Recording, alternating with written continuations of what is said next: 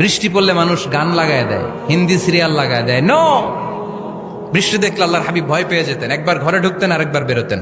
আম্মা জান আয়েশা বলতেন, ভয় পান কেন?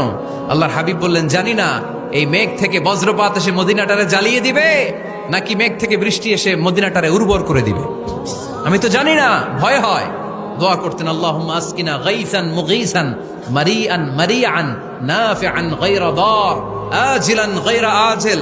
আল্লাহ, আপনি উপকারী বৃষ্টি দেন, এমন বৃষ্টি যেটাতে আমাদের রিজিক আছে, গবাদি পশুগুলোর রিজিক আছে।